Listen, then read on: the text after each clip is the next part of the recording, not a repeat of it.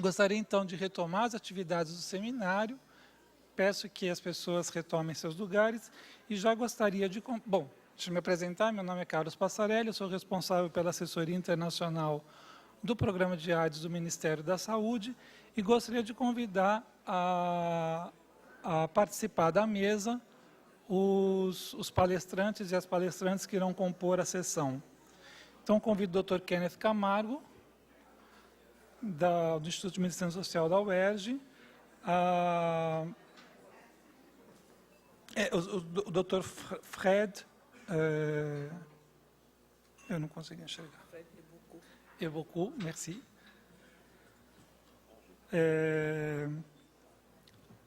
O Dr. Mouradou Camara não vai poder participar desse seminário, mas a senhora Cristina da Almeida vai substituí-lo nesta sessão.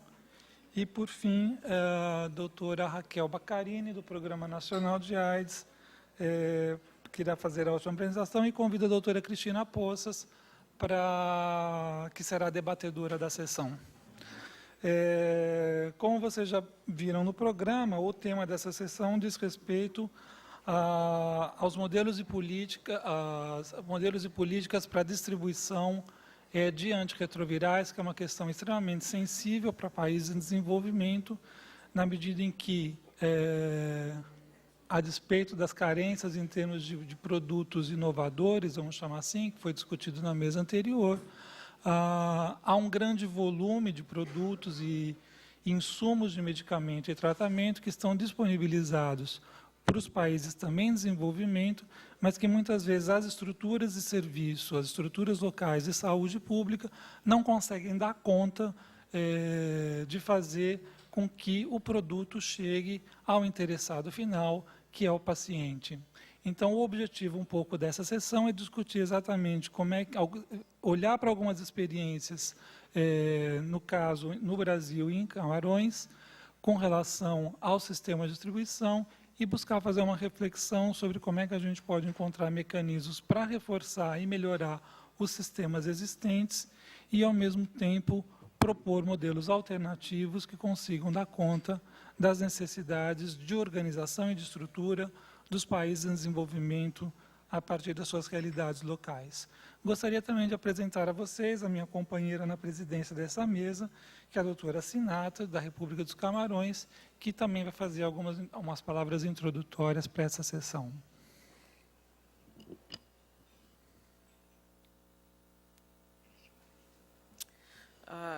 Merci beaucoup. Je voudrais, avant de commencer la coprésidence de cette session de ce matin, remercier le ministère de la Santé brésilien et aussi l'ANRS et les autres organisateurs qui ont bien voulu inviter le Cameroun et à ma personne pour participer à ce débat. Je pense qu'il est très important, effectivement, que lorsqu'on parle des programmes dans des pays en développement, que les pays de l'Afrique subsaharienne soient impliqués, notamment du fait que les modèles sont différents et que nous venons effectivement apprendre du Brésil, qui est bien sûr un pays du Sud, mais qui est considéré comme un pays plus de moyens plus élevés que la majorité des pays au sud, en Afrique, au sud du Sahara. Je ne veux pas prendre beaucoup de temps. Je pense que je vais repasser la parole au président pour que nous commençons tout de suite la session. Merci beaucoup. Eu passo, então, a palavra ao Dr. Kenneth Camargo, do Instituto de Medicina Social da Universidade do Rio de Janeiro, para fazer a sua apresentação. Lembro-lhe que o senhor tem 15 minutos. Queria agradecer a organização do evento, o convite para estar aqui. É um prazer muito grande, não só como pesquisador e com a pesquisa conjunta com colegas da França, mas também enquanto franco-brasileiro, é uma alegria. embora a chegada aqui tenha sido um tanto acidentada, né? Quer dizer, originalmente não era eu que estaria fazendo a apresentação, seria o Guillaume Leloup. A gente teve alguns problemas e os slides que eu vou estar mostrando, algumas tabelas foram retiradas do artigo que eu vou estar falando no final e não foi possível traduzir completamente, alguma parte delas ainda está em inglês. Bom, o tema é para falar sobre uma pesquisa que fala de padrões de cooperação e controle da epidemia e que foi feita uma investigação em loco em 5 municípios do Brasil. Vou estar falando daqui a pouco, quer dizer, o contexto é do Programa Brasileiro de AIDS, que é um modelo que está sendo desafiado por algumas características. Primeiro, a própria progressão da epidemia de HIV e AIDS no país, que tem apresentado aquelas características que já estão sendo descritas há alguns anos de pauperização e interiorização. E de uma maneira geral, do aumento do número de pessoas que vivem com HIV e AIDS. E, por outro lado, os custos crescentes da terapia antirretroviral. Quer dizer, essas duas coisas combinadas levam a um aumento muito grande, em princípio potencial, do custo total do programa, o que implica um desafio para a sua sustentabilidade a longo prazo. E outra questão é como alcançar as populações mais pobres, na medida que você... Estão pedindo para ir mais devagar, 15 minutos. A pressão do tempo. Ao mesmo tempo, existe a necessidade, quer dizer, na medida que a epidemia se dissemina por todo o país, de como fazer chegar mesmo às populações mais pobres o tratamento. E como garantir acesso à prevenção, ao cuidado e como assegurar essa sustentabilidade, que é uma preocupação que também já circulou por várias das mesas anteriores, né? E também uma coisa interessante, né? Quer dizer, que lições, embora a gente tenha uma certa reserva quanto à ideia de modelo, no sentido de ser alguma coisa que você transplanta de um local para outro, evidentemente não é possível, mas que lições que seriam possíveis ser aprendidas a partir da experiência brasileira, que poderiam ser aplicadas em outros países de renda média ou baixa, né? E ainda do ponto de vista de contexto, né? Quer dizer, eu queria reforçar algumas coisas. Em primeiro lugar, o logo que está aqui à direita da mesa, lembrar do papel do SUS, a importância fundamental que essa experiência tem, não só do ponto de vista de ter criado uma infraestrutura de entrega de serviços de saúde, quase, em tese, pelo menos, a toda a população brasileira, mas também, eu acho que, fundamentalmente, uma coisa que foi enfatizada em vários momentos aqui, numa dimensão política, o fato da nossa Constituição ter reconhecido que a saúde é um direito do cidadão e dever do Estado. Mesmo nas situações onde isso não tem funcionado, esse princípio constitucional tem funcionado como uma âncora política importante que permite, por exemplo, que a população entre com ações na justiça, com todas as distorções que isso eventualmente cria, mas tem sido uma dinâmica importante, né?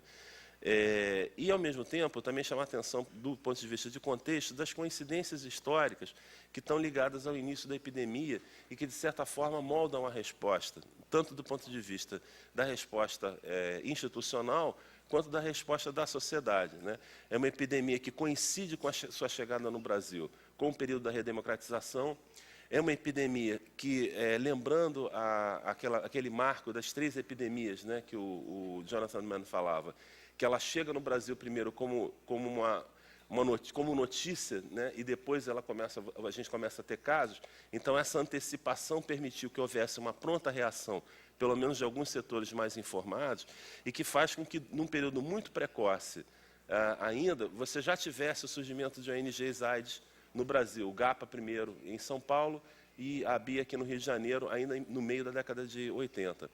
E a importância que teve de participantes heróicos aos quais eu queria prestar homenagem pública aqui, na luta pela democratização, e particularmente 2 figuras muito importantes no caso do Rio de Janeiro, os 2 Herberts, Daniel e o Betinho Herbert de Souza, e lembrar, né, que já que é o simpósio França-Brasil, a acolhida que Herbert Daniel teve exatamente na França no seu período de exílio.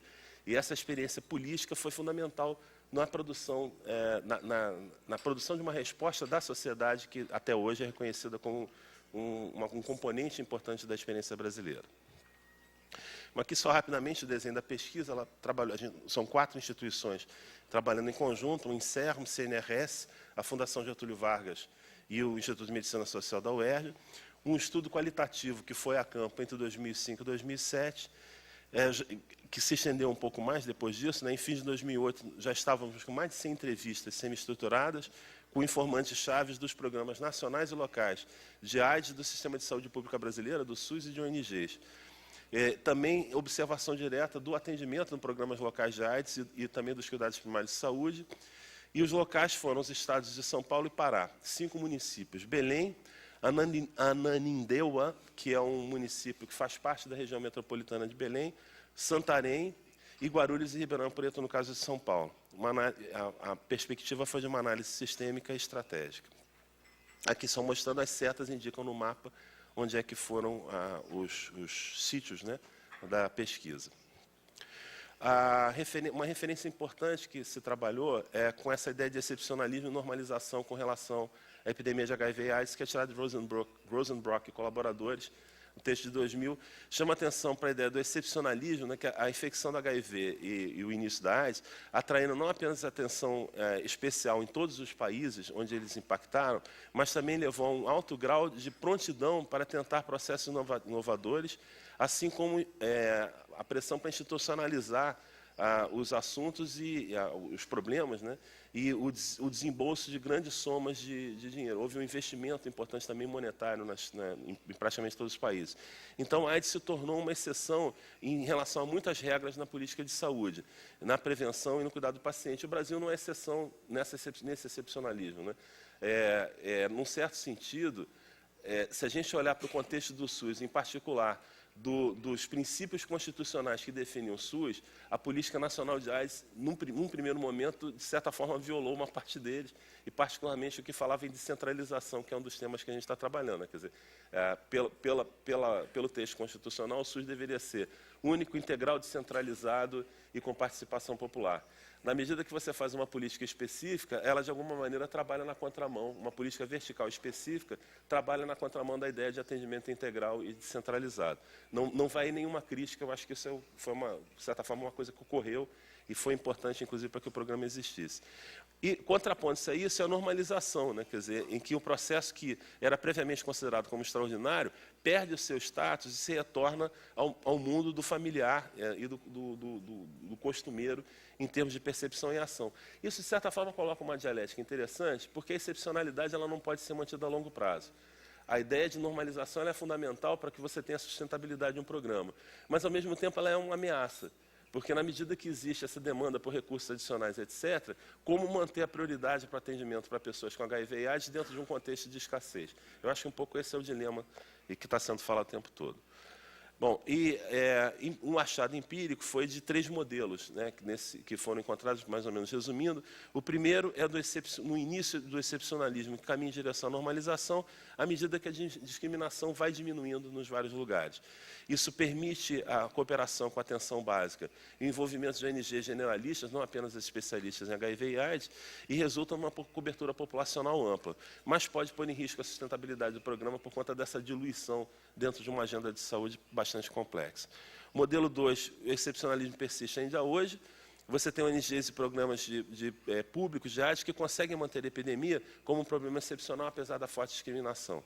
E o isolamento dos atores que trabalham com a AIDS no sistema de saúde e uma cobertura menor de populações mais pobres, né? Pela dificuldade de você conseguir essa capilaridade, acaba ficando concentrado em algumas ações.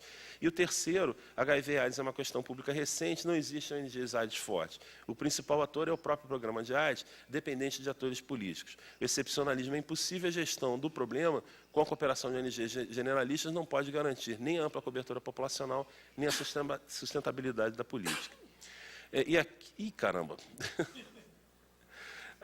Aqui é só uma tentativa de apresentar, né, quer dizer, as propriedades dos modelos de controle do HIV e AIDS, né? Então, a gente tem nas colunas os 3 modelos. Eu só não vou ler todos, né? Depois eu vou dar a referência do artigo que foi publicado, que traz isso, mas é só chamar a atenção, né, quer dizer, a discriminação ela é bastante fraca, como eu tinha falado, no primeiro modelo, e ela é mais detectável nos segundos, mesmo no contexto familiar e mais ainda no contexto de residência e trabalho. Os principais atores, eu já falei anteriormente, né?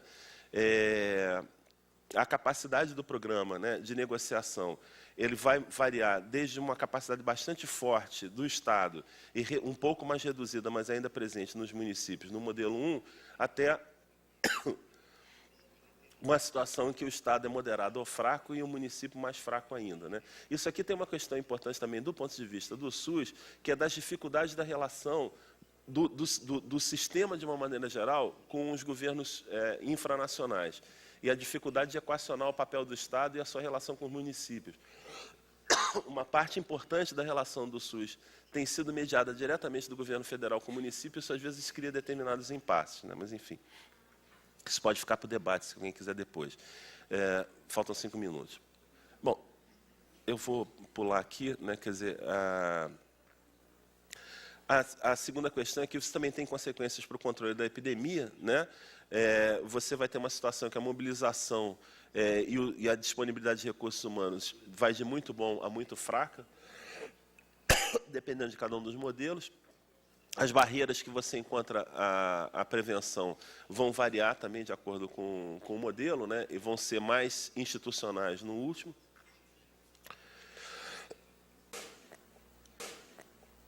Deixa eu aqui rapidamente, né? Não está impossível de ler isso, né? Mas vamos direto para a conclusão que falta.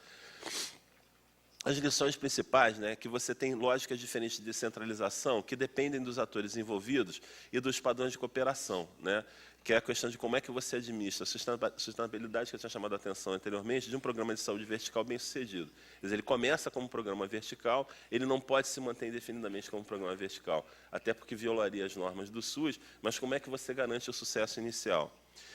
E os efeitos ambivalentes da descentralização na cobertura e sustentabilidade. Ou seja, a descentralização é fundamental para que eu garanta a capilaridade da cobertura, para que eu chegue mesmo aos rincões mais distantes do país. Mas, ao mesmo tempo, isso cria um problema do ponto de vista de sustentabilidade, tanto de custo, quanto da disponibilidade de recursos humanos locais, e uma série de outras coisas. Já se foi falado aqui, rede de laboratório. Quer dizer, à medida que a gente caminha para o interior, isso começa a ficar mais escasso. Então, a gente tem um primeiro tipo de contradição, que é entre a mobilização política e a cobertura. E um segundo tipo de contradição, que é entre a cobertura e a sustentabilidade. Quer dizer, à medida que essa cobertura ela se capilariza, né, que eu tenho uma expansão para cidades menores, a possibilidade de eu ter uma atuação política consistente é mais difícil, na medida que os atores políticos têm menos capacidade de mobilização. É só pensar, né, quer dizer, na Ananindeua, é muito mais difícil você ter uma ONG AIDS funcionando e pressionando o poder público do que em São Paulo, no Rio de Janeiro, né? Ao mesmo tempo, é indispensável que haja isso, e foi falado, eu acho interessante, né, que em várias mesas essa questão da pressão popular ela tem surgido, né, da cobrança, é pensar como é que a gente consegue transferir essa cobrança também para esse nível mais local. E a segunda, entre a contradição, é entre cobertura e sustentabilidade.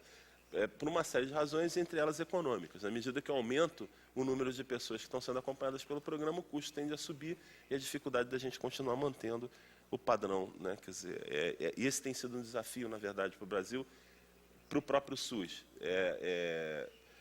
Do ponto de vista, já desde o seu início, né? Quer dizer, para quem ainda lembra, né, a passagem do antigo INAMPS para o Ministério da Saúde, ela fez com que, instantaneamente, a gente tivesse uma expansão enorme de cobertura. Você deixa de ter uma restrição da atenção. Simplesmente as pessoas que têm carteira assinada e qualquer cidadão brasileiro passa a ter direito de ser atendido pelo sistema, ou seja, eu expandi a base do meu atendimento e eu diminui o financiamento, porque os 30% do orçamento da Seguridade não acompanharam o INAMPS quando ele foi transferido, né? E esse é um problema que assola o SUS desde a sua origem, que até hoje não foi resolvido. Então, que no caso, quando a gente capilariza o programa de AIDS para se superpor e ser parte integrante do SUS, esses problemas vão tender a se agravar.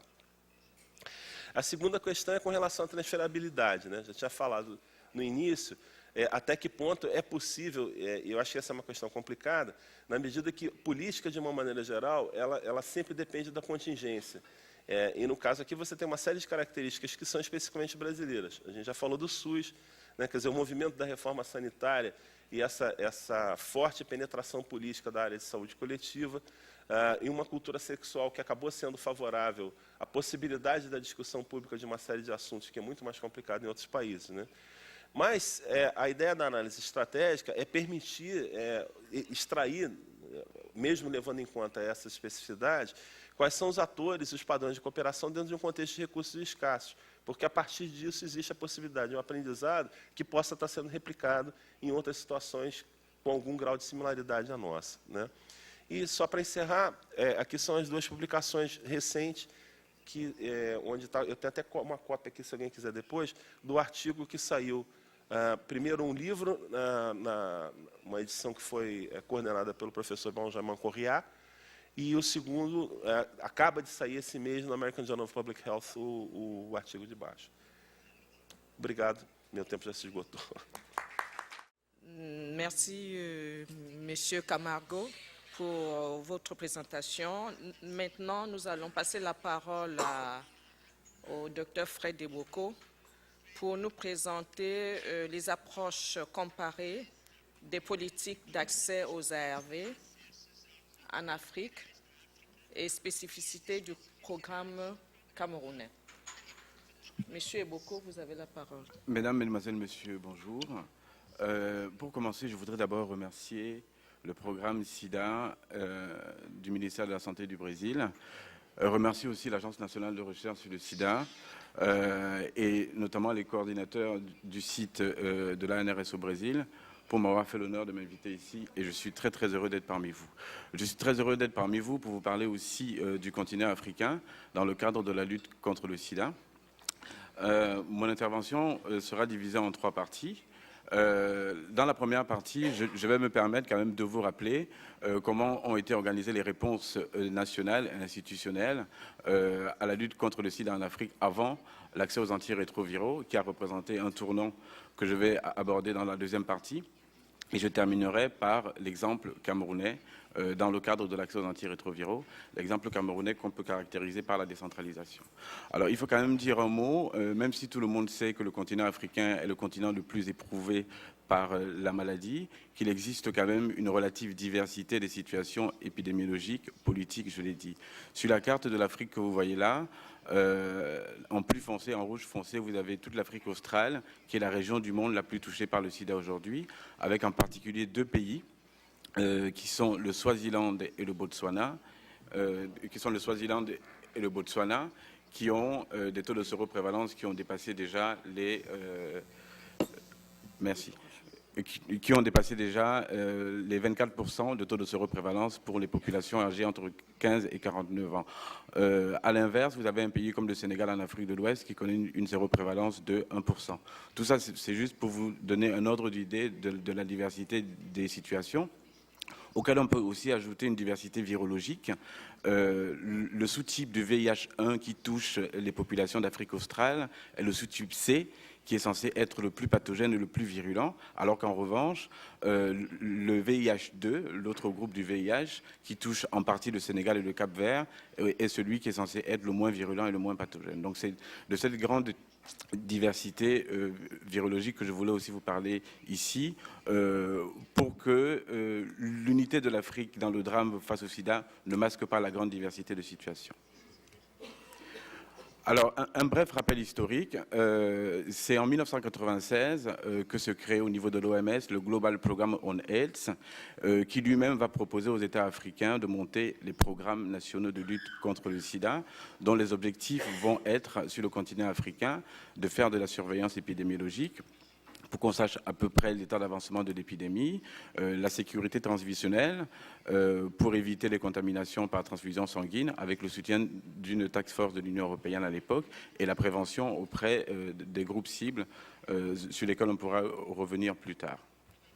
Alors, les réponses au niveau national, bien que les programmes internationaux aient été verticaux et standardisés, les réponses au niveau international ont été assez diversifiées. J'ai retenu quelques variables pour parler de cette diversité, pour laquelle je vais vous présenter quelques modèles. Ces variables sont le leadership politique, les connexions entre les programmes nationaux de lutte contre le sida et la société civile, qui ont été aussi très variables, et les mobilisations collectives n'ont pas du tout été les mêmes d'un pays à l'autre. Et la troisième variable que je prends pour parler de ces modèles, c'est la pérennité et la continuité de la réponse collective face au sida dans ces différents pays, pérennité qui a été pénalisée dans certains pays et qui a été renforcée dans d'autres. Alors, dans cette typologie que je vais diviser en 4 parties, La première est la participation active. Ce sont les pays africains qui, bien qu'ayant accepté les directives internationales, ont su anticiper par rapport à la réponse nationale en fonction des demandes locales et en fonction des priorités nationales, en fonction des taux de séroprévalence, en fonction des dynamiques épidémiologiques. On présente en général dans ce cadre de la participation active deux pays très différents au niveau des taux de séroprévalence, le Sénégal très peu touché et l'Ouganda très touché. Pourquoi? Parce que dans ces deux pays, il y a eu un leadership très important dès le milieu des années 80 en matière de réponse à l'épidémie de sida. Pour aller vite, je voudrais juste rappeler que le président Museveni en Ouganda a pris à bras le corps, lorsqu'il a pris le pouvoir en 1986, la question du sida et qu'en même temps, il a su se connecter avec les organisations non gouvernementales, notamment les associations de personnes vivant avec le VIH en Ouganda, qui est peut-être le premier pays africain où on a vu émerger des associations de personnes vivant avec le VIH, qui ont tout de suite été des prestataires de services, notamment en matière de dépistage massif et de prise en charge au moins psychologique des personnes vivant avec le VIH. Au Sénégal, le cas était un tout petit peu différent, mais le Sénégal a innové d'abord en matière scientifique, en matière de leadership, et aussi les autorités sénégalaises se vantent beaucoup en matière de régulation des comportements, notamment en matière de régulation de la sexualité. Toujours est-il que les résultats se sont fait sentir 10 ans après la mise en place de ces programmes, avec l'Ouganda qui a été le premier pays africain où on a noté les premières baisses des taux de séroprévalence, notamment auprès des adolescentes qui ont connu une baisse exceptionnelle de l'infection au cours des années 90. Le deuxième modèle est le plus commun, qui est celui de l'adhésion passive. Adhésion passive, pourquoi? Ce sont des pays qui ont accepté formellement toutes les règles internationales, qui les ont appliquées et à travers lesquelles on a quand même pu noter une plus forte connexion entre les autorités qui faisaient de la lutte contre le sida avec les bailleurs de fonds, avec les organisations internationales, avec pour conséquence une déconnexion avec les sociétés civiles. Je précise ici que c'était avant l'accès aux antirétroviraux. Alors, le troisième modèle sur lequel je vais aller vite, qui est celui de l'Afrique du Sud, est surtout représenté par ce pays qui est en volume le plus touché par le sida, puisqu'il y a 6 millions de personnes qui vivent avec le VIH en Afrique du Sud. C'est, entre guillemets, le record du monde et, en l'occurrence, le record d'Afrique, avec cette grande controverse menée par Thabo Mbeki au tournant des années 2000 et qui remettait en cause le lien qui existerait entre le VIH et le sida. Mais cette controverse a surtout mis en exergue la volonté d'un pays de dire au monde que les Africains ne sont pas les perroquets du monde, y compris de la communauté scientifique internationale. Ça, c'est le premier volet. La deuxième interprétation plus nuancée était de nous montrer un président face à un drame absolu dans un pays qui sortait de l'apartheid et qui rentrait dans la reconnaissance d'une tragédie qui est celle du sida. Et on peut interpréter la position du président Thabo Mbeki en même temps comme un aveu d'impuissance par rapport aux problèmes auxquels il était confronté et aussi un signal de détresse. Le quatrième pays, le quatrième modèle qu'on va appeler rapidement celui de l'implosion, n'est pas un modèle. Ce sont des pays où, à cause des crises politiques, il n'y avait pratiquement plus d'État, mais où il continuait à avoir une réponse au sida grâce notamment aux organisations non gouvernementales. J'ai appelé ça l'implosion pour bien montrer qu'ici, on ne parle plus seulement de politique publique, mais d'action publique avec des acteurs d'une très grande diversité entre des associations locales et des organisations non gouvernementales internationales. Alors, venons maintenant au tournant de l'accès aux antirétroviraux, qui a été, comme vous l'avez dit depuis le début de ce séminaire, une véritable révolution thérapeutique. Alors, lorsque les antirétroviraux sont découverts à Vancouver en 1996, il faut attendre une année pour que se tienne sur le continent africain à Dakar la première réunion sur l'accès aux antirétroviraux, et notamment sur les protocoles et les algorithmes pour la prise en charge des patients. La question du coût des médicaments est restée totalement entière à travers cette conférence. Ensuite, de Dakar à Abidjan, pourquoi? Parce qu'à Abidjan, la même année, il y a eu une grande conférence internationale sur le sida et les maladies sexuellement transmissibles, à travers laquelle la question du coût des médicaments a été formellement posée, notamment grâce à la participation française du président Chirac et de son ministre de la Santé de l'époque, Bernard Kouchner, qui est aujourd'hui le ministre des Affaires étrangères européennes en France. Alors, est née à partir de cette conférence ce qu'on a appelé l'initiative ONU-SIDA, qui était une relation tripartite entre l'État ivoirien, l'ONU-SIDA et les laboratoires pharmaceutiques pour induire une baisse des prix. Cette initiative ONU-SIDA a été proposée à 2 pays, la Côte d'Ivoire et l'Ouganda, avec une baisse relative des prix et un blocage aussi qui était lié à ces 3 acteurs. Alors, ce qui s'est passé, c'est qu'un autre pays, partant de cette expérience, a pu innover et sauter, si vous voulez, l'étape de l'ONU-SIDA et ouvrir les négociations directes avec les firmes pharmaceutiques. C'est le cas du Sénégal, où les autorités ont négocié en 1998 directement avec un groupe de laboratoires pharmaceutiques, de 4 laboratoires pharmaceutiques, pour avoir des baisses du prix des antirétroviraux. Soulignons quand même que le Sénégal avait un léger avantage vu le faible nombre de patients qui existaient par rapport aux autres pays. Alors, ensuite, les pays dont j'ai parlé tout à l'heure en parlant d'implosion ont proposé un autre modèle avec une partie des patients qui sont pris en charge en association grâce à l'aide des organisations non gouvernementales internationales notamment. C'est le cas du Burkina Faso, c'est le cas du Burundi et c'est le cas de bien d'autres pays. On peut parler rapidement du cas du Botswana, qui est un cas tout à fait particulier où en 2002, le président Festus Mogae a décrété la gratuité des médicaments. Le gouvernement botswanais participe à 80% à l'accès aux antirétroviraux, le reste venant d'une plateforme publique-privée, notamment grâce au PEPFAR. Ce qui est particulier aussi au Botswana, c'est que c'est le pays d'Afrique qui compte le plus grand nombre de personnes éligibles sous traitement, 85%, avec aussi une autre victoire par rapport aux enfants, puisque depuis l'année dernière, on sait qu'il y a moins de 4% des enfants nés de mères séropositives qui sont infectés par le VIH au Botswana, ce qui pour le continent africain est absolument exceptionnel. Alors, les particularités du programme camerounais, je vais essayer d'aller assez vite, même si c'est important.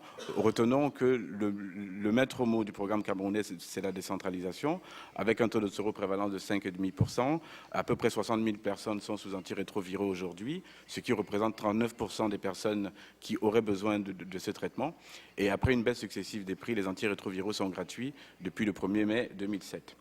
Voici la courbe qui a suivi la baisse du prix des médicaments. Ça, c'est une courbe qui représente l'évolution du nombre de patients sous traitement au Cameroun depuis entre juillet 2005 et mars 2008. On voit que c'est une progression qui est relativement intéressante.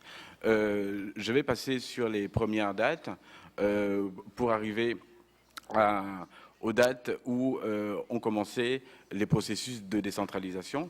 En revenant quand même sur la diapo arrière pour préciser qu'il y a eu 2 accords que le gouvernement camerounais a signés, 2 accords contradictoires, un avec CIPLA pour les génériques et l'autre avec les laboratoires pharmaceutiques qui étaient représentés par Merck Sharp Andom à Yaoundé.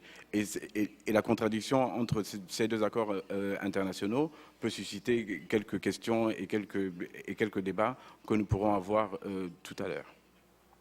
Alors, aujourd'hui au Cameroun, on compte plus de 125 formations sanitaires agréées, des centres de traitement agréés au niveau central et des unités de prise en charge au niveau de tous les districts de santé qui couvrent les 10 provinces du Cameroun aujourd'hui et qui permettent justement un accès relativement massif aux antirétroviraux avec l'idée que ce sont les formations sanitaires et les structures de soins et les médecins qui doivent aller au plus près des patients pour empêcher ceux-là de faire les milliers de kilomètres qu'ils parcouraient il y a encore quelques années pour venir vers les 2 grandes villes où étaient accessibles les médicaments. Nous avons donc 4 grands projets de recherche financés par l'ANRS pour évaluer ce programme d'accès aux antirétroviraux au Cameroun, sur lesquels je vais passer rapidement. Le premier, on en a déjà parlé hier, c'est la stratégie allégée. Donc, c'est la comparaison entre la stratégie classique avec tous les examens biologiques et la stratégie allégée avec moins d'examens et aussi la formation d'infirmiers qui, une fois sur 2, vont suivre des patients qui ne représentent pas d'épisodes cliniques particuliers. Il y a, avant d'aller à EVAL, il y a le projet de Benjamin Correa, évidemment, dont lui-même pourra vous parler encore mieux que moi, sur la distribution et la circulation des médicaments au Cameroun. Il y a le projet socio-économique, socio-anthropolique sur l'impact du programme camerounais d'accès aux antirétroviraux sur la prise en charge et les conditions de vie, c'est très important, de la population infectée par le VIH. Programme en même temps quantitatif et qualitatif.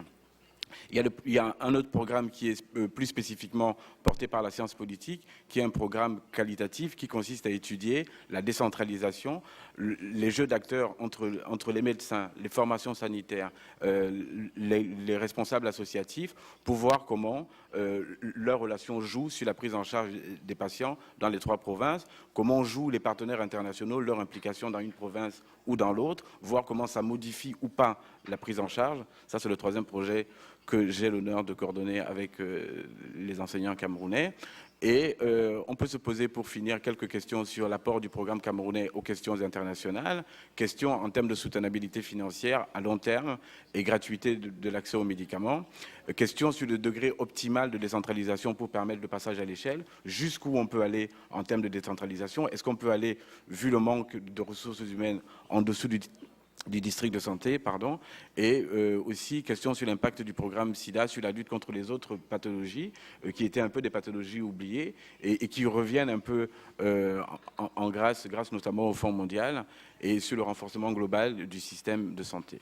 Je voudrais terminer en vous montrant cette petite photo qui m'a été donnée par des militants du Burkina Faso la semaine dernière et qui m'ont prié de vous dire que leur photo qu'ils vous offrent n'est pas soumise à un brevet.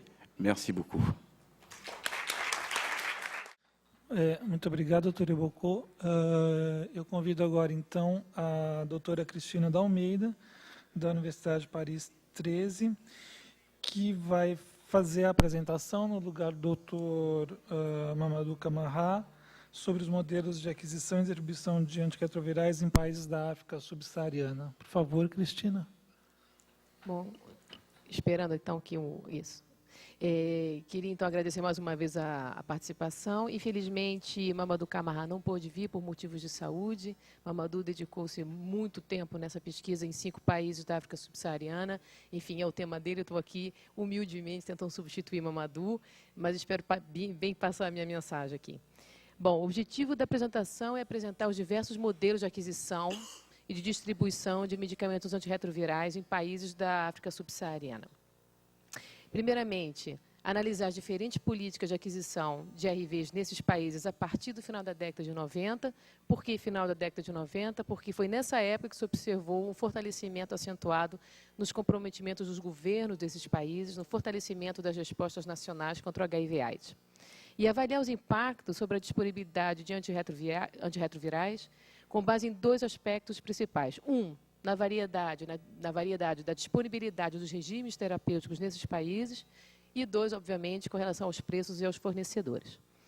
Os estudos de caso foram realizados em Burkina Faso, Camarões, Guiné, Mali e Senegal. E é excelente que Fred tenha feito a apresentação dele antes da minha, porque é complementar em todos os sentidos. Bom, primeiramente, quais são os fatores chaves sobre as políticas de aquisição de antirretrovirais nos países da África subsaariana? Como o Fred também já colocou, existe uma elevada dependência de recursos externos, principalmente pelo Fundo Mundial, com a iniciativa Access, e, posteriormente, a partir de 2003, no Fundo Global. O que implica essa elevada dependência dos recursos internos? E, na verdade, bom, falando como brasileiro, isso tem muito a ver com a própria experiência do Brasil, com o financiamento do Banco Mundial, que tem a tendência de subestimar as necessidades nacionais do país, subestimar as competências nacionais desse país, em detrimento dos seus próprios regulamentos internos de financiamento. Ou seja, no início, Banco Mundial, no caso do Brasil e muito similarmente nos países da África subsaariana, não acreditavam, por exemplo, na sustentabilidade de um programa nacional, tal como ele foi proposto desde o início. Então, eles queriam investir em prevenção, não queriam investir em tratamento, o acesso universal, porque achavam que eles não tinham capacidade. Nos países da África subsaariana, o procedimento foi muito próximo, enfim, são as suas formas de negociação, suas formas de distribuição, através das suas políticas internas de aquisição de medicamentos patenteados, por exemplo, e não levando em consideração, prioritariamente, as necessidades dos países beneficiados por esses financiamentos. Esse é uma das dificuldades, né, que nós vamos abordar nos modalidades de aquisição. O segundo fator-chave é a complementaridade entre o financiamento público e o privado. e as restrições ao acesso, principalmente relacionada à disponibilidade do número de fornecedores de tratamento e com relação à propriedade intelectual. Vale informar que, na região africana, a Organização Africana de Propriedade Intelectual, que abrange todos esses países, ela também é bastante restritiva, ela é, na maioria dos casos, TRIPS Plus, a legislação de propriedade intelectual imposta pela OAPI é TRIPS Plus em vários aspectos, e apesar dos países dessa região ainda serem de renda baixa, alguns são considerados de renda média, como o Senegal, e, portanto, não puderam se beneficiar do período de transição que os países de menor desenvolvimento relativo gozam até 2016.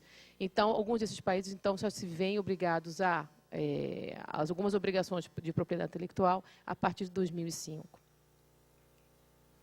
Bom, inicialmente, dependência do sistema de saúde em relação a recursos externos, nós podemos ver que existe uma tendência crescente a partir dos anos 2000, 2005 foi o período de tempo utilizado aqui. Existe um aumento da dependência do sistema de saúde em relação a recursos externos, principalmente em Burkina Faso e na Guiné. A média para os 5 países é relativamente superior à média para a região subsaariana, na África. Na região subsaariana, encontra-se 10%, enquanto que nesses países a dependência é de 15%. O gráfico também apresenta o comprometimento governamental nas políticas de acesso a antirretrovirais. Nós podemos ver também que, ao longo dos anos, existe um aumento do comprometimento governamental, porém a dependência privada é bastante representativa, principalmente em Burkina Faso e no Senegal, e no Mali. Essa dependência com relação a recursos externos também ela é fruto da elevada incidência, da elevada prevalência do HIV nesses países. Então, é uma relação direta também com as atividades, com os serviços de saúde nesses países. Participação dos mecanismos internacionais entre 2001 e 2007, nós podemos observar que, essencialmente, a participação é do Banco Mundial, inicialmente, a partir de 2001, com a Native Access, e do Fundo Global. A partir de 2003, na maioria dos países, nós podemos observar, então, que a participação do Banco Mundial... Eu estou apertando aqui, mas não está aparecendo nada ali, né? Lógico, né? Aqui na tela, mas, enfim, dá para observar, né? Que a contribuição do Banco Mundial é extremamente elevada nesses países. E o Banco Mundial, voltando a lembrar que tanto o Banco Mundial quanto o Fundo Global, eles incentivam a compra de medicamentos patenteados, né? Então, a penetração de medicamentos genéricos nesse país fica bastante limitada, inclusive as políticas de ampliação ao acesso. Um pouquinho do histórico das modalidades de aquisição. Até meados dos anos 90, as compras eram descentralizadas. Havia uma participação de diversos atores, entidades públicas, entidades privadas e associações. A partir da segunda metade da década de 90, com o comprometimento, com o estabelecimento dos programas nacionais nesses países, observou-se a necessidade do fortalecimento de uma agência nacional de compras de medicamento, né, as centrais de compras, no sentido de centralizar essas aquisições para se beneficiar das economias de escala e organizar também a distribuição desses medicamentos, através da organização dessas centrais. Nesse sentido, 3 modelos gerais foram observados nessa região. E isso também tem a ver com a adesão passiva e a adesão ativa que o Fred começou a abordar na sua apresentação. É interessante ver a participação do Estado ativa e passiva e os resultados finais com relação às iniciativas de ampliação do acesso. Bom, os 3 modelos que nós observamos foi, primeiramente, o modelo orientado para a compra de especialidades. Especialidades são medicamentos patenteados, é um medicamento de referência. Um modelo misto, que engloba tanto especialidades como a introdução de medicamentos genéricos. E um modelo orientado para a compra de genéricos exclusivamente. Vamos começar pelo de aquisição de especialidades. Esse modelo foi observado no Senegal, primeiramente, porque a compra de especialidades, como eu já comentei anteriormente, essencialmente devido ao comprometimento do Senegal, mais ainda do que em relação aos outros países, com relação à iniciativa Access do Banco Mundial, que impunha a aquisição de medicamentos de referência. Nesse sentido, houve um incentivo, facilitou-se a presença nacional de subsidiárias de multinacionais farmacêuticas no Senegal, o que também impedia a participação de fornecedores genéricos. aquisição majoritariamente desses medicamentos patenteados até 2004, o que limitou também a disponibilidade de regimes terapêuticos por causa dos custos que não são acessíveis em relação ao orçamento do país ou ao grant do país. E isso, enfim, limitação de regimes terapêuticos e dificuldade de entrada de produtores genéricos, principalmente os produtores da Índia, Ranbaxy, Cipla e Hétero. A aquisição orientada para a compra de genéricos ela foi mais observada em Camarões. O tratamento em Camarões, até 2005, era majoritariamente de primeira linha, era o Triomune, AZT, 3TC, Nevirapina, fornecida por produtores indianos. No entanto, mesmo se poderia ter uma ampliação de acesso devido à aquisição de medicamentos genéricos de custo reduzido, isso implica, por outro lado, numa baixa diversidade de regimes terapêuticos e implicações também na resposta ao HIV/AIDS, como as falhas e a resistência viral. Outros recursos financeiros foram utilizados, como o IDA, como o Fundo Global, mais recentemente, a partir de 2003.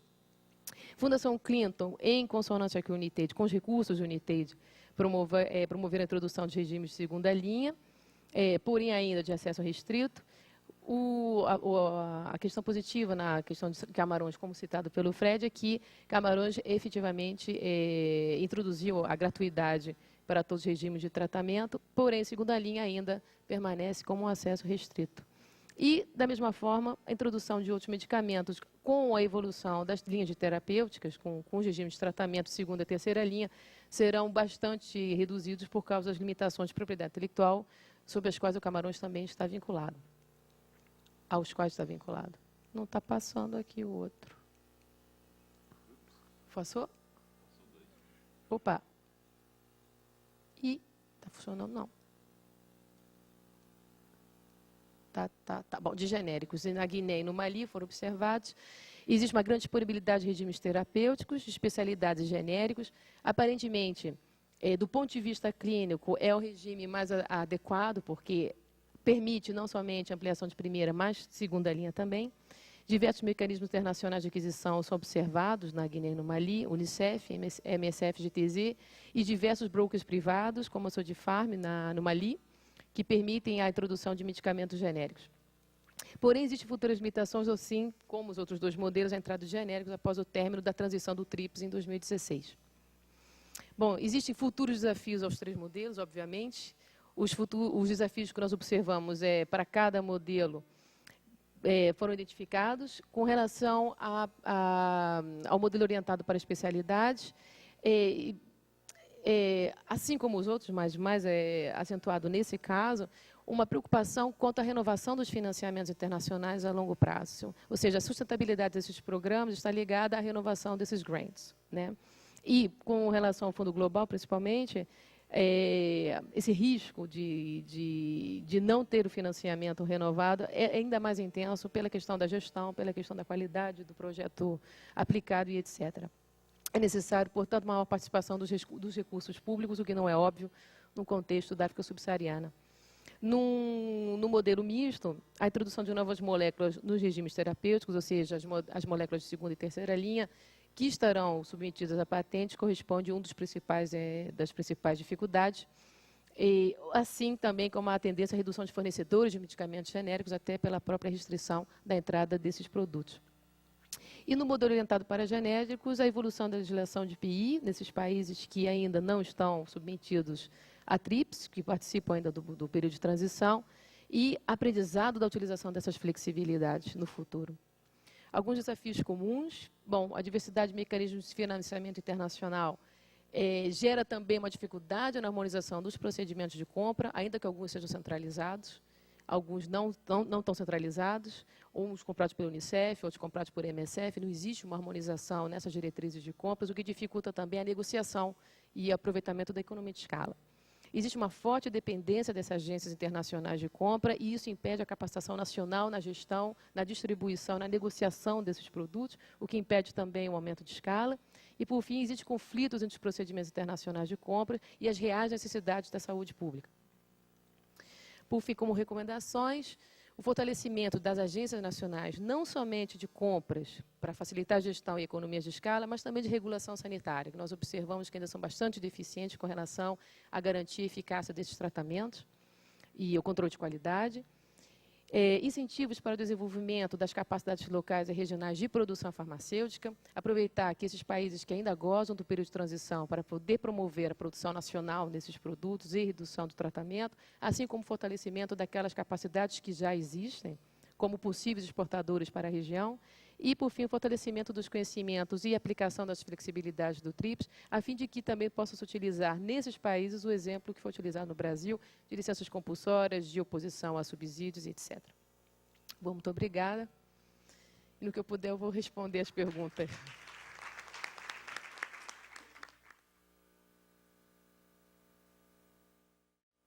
Merci Christina d'Almeida pour cette présentation. Maintenant, nous allons écouter la présentation de Rachel Baccarini, qui va nous faire part des modèles d'achat et de distribution des ARV au Brésil. Bom, eu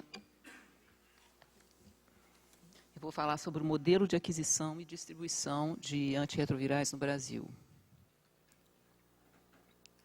Eu coordeno a área de unidade de assistência e tratamento do Programa Nacional de DST-AIDS, juntamente com a área de logística, planejando essas aquisições e distribuições dentro do programa. Primeiro eu vou dar algumas informações gerais e depois nós entramos especificamente na logística de aquisição e distribuição.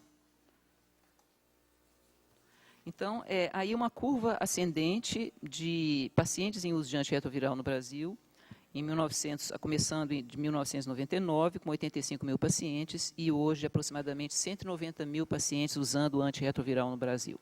Lembrando que o Brasil é um país que o acesso aos antirretrovirais é totalmente financiado pelo governo federal, diferenciando de outros países. Então, a Constituição Federal de 1988, que diz que a saúde é um direito do cidadão e um dever do Estado. Em seguida, em 1990, a Lei 8080, que cria o nosso Sistema Único de Saúde e dispõe sobre as condições para a promoção, proteção e recuperação da saúde, dispõe sobre a organização e hierarquização do atendimento. Em 1990 ainda, a Lei 8142, que dispõe sobre o controle social na gestão do SUS e sobre o financiamento da saúde nas 3 esferas de governo, a federal, estadual e municipal. Em 96 surge a Lei 9313, que garante a distribuição gratuita de medicamentos para tratamento de AIDS no SUS. E a Comissão Intergestora Tripartite, a CIT, que define a responsabilidade de cada ente federado na aquisição dos medicamentos para tratamento de AIDS. Então, os medicamentos antirretrovirais ficam a cargo do governo federal e os medicamentos para infecção oportunista a cargo de estados e municípios. Nossa lista de medicamentos antirretrovirais hoje, em vermelho, os de produção nacional, com as datas de introdução, o ano de introdução. Então, hoje o Brasil produz acidovudina, estavudina, didanosina, lamivudina, nevirapina, efavirenz, indinavir e saquinavir. E já temos no SUS, disponíveis no SUS, todas as classes terapêuticas, inclusive o inibidor de integrase, o raltegravir, que foi o último que entrou em 2008. Um gráfico sobre o nosso orçamento do Ministério da Saúde, gastos com antirretrovirais. Então, em 96, em milhões de reais, 25 milhões. Hoje, o nosso gasto passa de 1 bilhão de reais.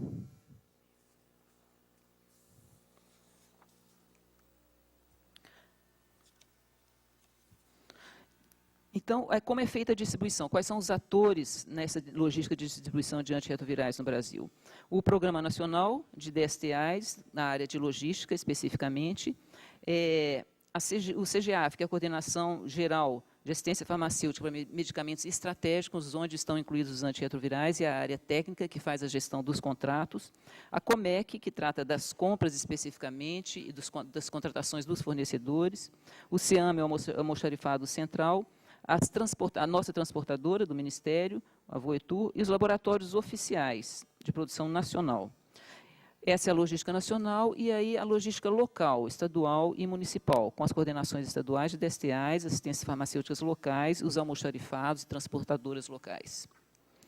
Um fluxograma mostrando o fluxo dos medicamentos. Então, não sei se está dando para ver aí muito bem, mas a seta vermelha tracejada é o fluxo de informações sobre os medicamentos. É o nosso CICLON, nosso sistema de informação. A seta verde tracejada é o fluxo para aquisição e a outra laranja, do lado direito da tela, é o fluxo do medicamento propriamente dito. Então, o paciente em terapia antirretroviral, ele busca o seu medicamento na unidade dispensadora, lá ele entra num sistema de notificação que é o CICLON, essa informação passa dessa unidade dispensadora, são mais de 600 no país, para a coordenação municipal de DSTAs, em seguida para a coordenação estadual e para o Programa Nacional de DSTAs. A partir daí, nós vamos programar e fazer as aquisições, as compras. Então, essa programação passa, o fluxo da aquisição passa pela Secretaria de Vigilância em Saúde, várias outras instâncias do Ministério, a Diretoria de Assistência Farmacêutica, a Diretoria de Compras, a Coordenação Geral de Assistência Farmacêutica de Medicamentos Estratégicos. E aí vai para os laboratórios públicos e privados, que são os fornecedores dos medicamentos. E, então, o medicamento passa para o almoxarifado central do Ministério da Saúde, que distribui para os almoxarifados dos estados e esses para as unidades dispensadoras de medicamentos ou para os municípios. Então, aí são as unidades dispensadoras de ARV no Brasil, totalizando 665, os números principalmente maiores na região sudeste, São Paulo e Rio de Janeiro, onde tem o maior número de pacientes em uso de antirretroviral e onde a epidemia realmente começou. Bom, aqui é a nossa cadeia logística, então, de medicamentos antirretrovirais. O CICLON, ali no centro, que é o sistema de informação. Então, esse medicamento ele passa inicialmente por uma seleção, programação, aquisição de entrega, armazenamento, distribuição e dispensação. Eu vou explicar rapidamente o que constitui cada uma dessas partes. Então, a seleção é a nossa política nacional de medicamentos, é o que garante a sustentabilidade do Programa Nacional em relação aos antirretrovirais, com as recomendações do Consenso Brasileiro de Terapia. Um grupo de especialistas encarregados de fazer essa análise de medicamentos para serem incorporados, ele analisa e recomenda a introdução de um novo antirretroviral. Em seguida, vai para a programação, para o sistema de informação, o CICLON. Tá? O CICLON analisa a série histórica, nos dá vários relatórios, entre eles, a série histórica de consumo mensal por medicamento, consumo mensal por medicamento por unidade dispensadora, número mensal de pacientes por categoria de dispensação, total de pacientes, os estoques existentes. Então, é feita uma análise de cobertura e aí, então, a programação anual de aquisição com o quantitativo a ser adquirido de cada medicamento e cronogramas de entrega. Aqui, rapidamente, aqui são páginas do CICLON na internet com os relatórios que eles nos fornecem. Consumo mensal, número mensal de usuários, medicamentos por UDM, por categoria, número mensal de usuários, por categoria e as diferenças entre mapas e boletins. É uma outra página do CICLON, também na internet. Bom, a aquisição. A aquisição é uma outra etapa na cadeia logística de medicamentos. Então, os medicamentos genéricos são de produção nacional, a alocação das necessidades para os laboratórios nacionais. São vários laboratórios nacionais, no Rio, Farmanguinhos, em São Paulo, a FURP, em Minas, a FUNED, Iquego, em Goiás. Então, os medicamentos protegidos por patente de produção internacional, faz-se negociações de preços anuais, feitas no Programa Nacional, juntamente com áreas do Ministério, de Diretoria de Assistência Farmacêutica, e os medicamentos sem proteção patentária vão para uma aquisição por pregão ou por uma aquisição por organismos internacionais. Então, são várias as modalidades de aquisição de antirretrovirais no SUS, no Ministério da Saúde. O armazenamento é feito no almoxarifado nacional, a aquisição de laboratórios internacionais e de pregão vai para o almoxarifado nacional, otimizando recursos financeiros. Dos laboratórios nacionais, também para formar estoques reguladores. Mas os laboratórios nacionais dispensam também diretamente para os almoxarifados estaduais. A aquisição de laboratórios oficiais vão uma boa parte para almoxarifados estaduais. Envio do almoxarifado nacional dos medicamentos adquiridos de produção internacional e do pregão e de estoques reguladores. Outra etapa na cadeia de distribuição, na cadeia logística, é a própria distribuição, que é feita pelo Programa Nacional. Abastece as 27 unidades federadas através de grades de distribuição mensal ou de pautas. Pautas quando é de produção nacional, grades quando é compra internacional.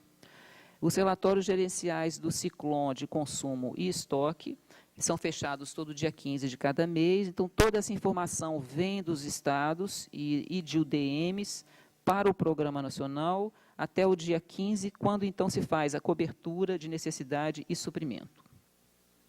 Os estados são responsáveis pela grades de distribuição mensal para suas UDMs. A outra etapa é da dispensação propriamente dita, a dispensação que é muito mais do que uma simples disponibilização, porque ela visa, além de entregar o medicamento, também educar para o uso correto dos insumos dispensados, contribuir para o cumprimento da prescrição médica, proporcionar uma assistência farmacêutica de qualidade, garantir, no caso de medicamento, o seu fornecimento correto na dosagem e quantidade. Então, isso é feito pelas unidades dispensadoras, pelos profissionais que trabalham nas unidades dispensadoras, que trabalham também com a adesão do paciente à terapia antirretroviral. A unidade de dispensação de medicamento, essas próprias unidades utilizam o Ciclon, fazem a digitação dos dados no Ciclon, qualificam a dispensação. O Ciclon é capaz de fazer críticas à prescrição, então determinadas prescrições, determinados esquemas são barrados, algumas críticas são realmente impeditivas e outras críticas são de alerta, quando não é uma orientação do nosso consenso de terapia. Controle de dispensas efetuadas através dos estoques e o prontuário terapêutico de antirretrovirais. Eu acho que aí termina. Então, só voltando aqui, completa o ciclo da disponibilização da cadeia logística de medicamentos antirretrovirais no país, começando da seleção pelos profissionais do consenso de terapia até a dispensação nas unidades dispensadoras de medicamentos. É isso. Obrigada. E uma fotografia de Farmanguinhos, com a produção nacional de Efavirenz, o ministro. Foi colocado aqui na mesa anterior, né, todas as dificuldades do Brasil na produção de antirretrovirais, e o Efavirenz teve muitas dificuldades, mas eu acho que é um motivo de orgulho nacional. O nosso Efavirenz está na prateleira aí desde o começo desse ano. Obrigada.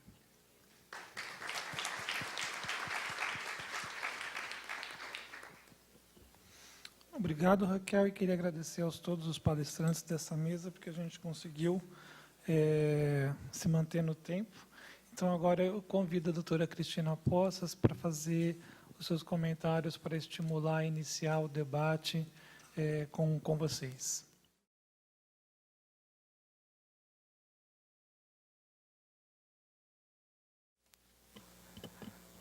Nós vimos até aqui,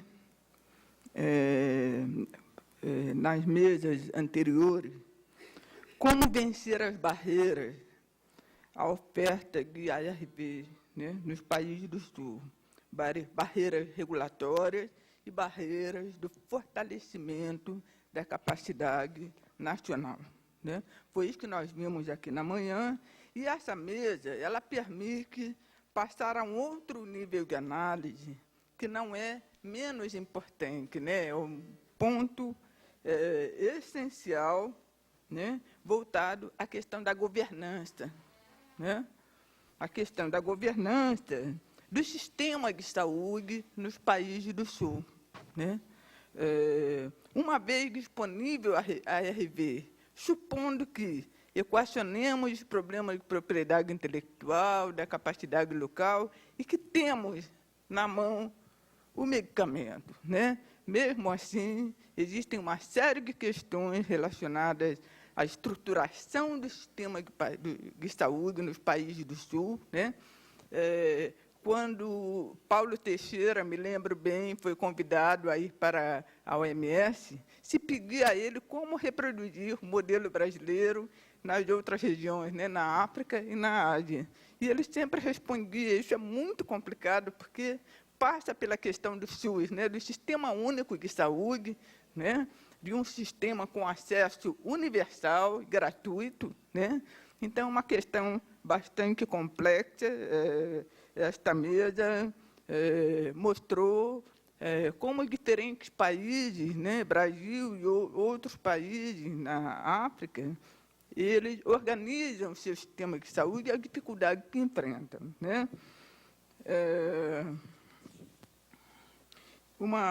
Como eu disse, um melhor aproveitamento das flexibilidades do TRIPS, da capacidade local, não adianta sistemas de saúde não forem organizados, né? Porque a complexidade da epidemia de AIDS não é, pela complexidade dessa epidemia, não é suficiente simplesmente distribuir, né? É necessário, como nós vimos aqui nas outras mesas, monitorar, acompanhar e assegurar um atendimento de qualidade, sem o que o antirretroviral não terá nenhum impacto, né?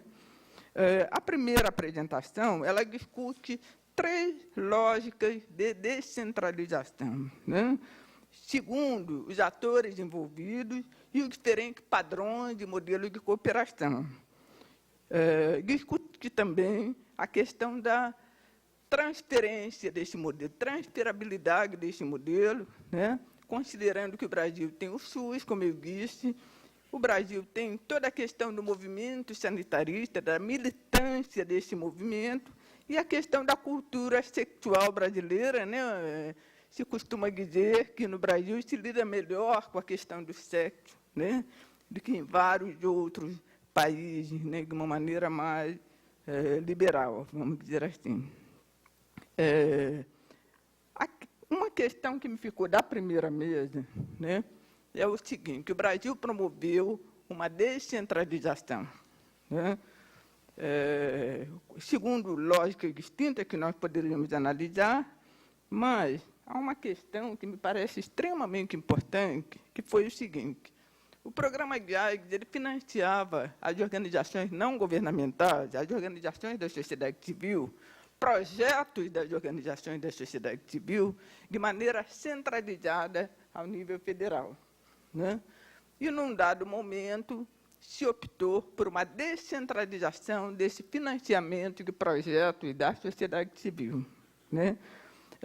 Isso é uma coisa que particularmente me preocupa, porque nem sempre os estados brasileiros que recebem esses recursos do governo federal o repassam adequadamente à sociedade civil. Então, nós temos um problema. O sucesso do Programa Nacional está na parceria, desde o começo, com a sociedade civil. No entanto, nós temos esse processo de descentralização, e se ele não for bem equacionado, esse repasse do financiamento às organizações da sociedade civil, isso poderá comprometer no futuro o programa. Essa é uma questão que tem que ser analisada, e eu gostaria de ouvir comentários do Kenneth sobre isso. Bom, com relação à apresentação de Fred Bocot, né, foi bastante interessante a apresentação sobre, não só sobre a situação específica de Camarões, né, mas sobre diferentes modelos na África de participação ativa e adesão passiva, né, que é uma questão política. Ele chama bastante atenção para a dimensão política desse processo de implantação dos modelos nos diferentes países, né. A questão do acesso restrito, a dificuldade de entrada de genéricos, a questão do financiamento externo, né, um peso muito importante do financiamento externo e do gasto privado na África, né, diferentemente de um país como o Brasil, onde o gasto é basicamente público.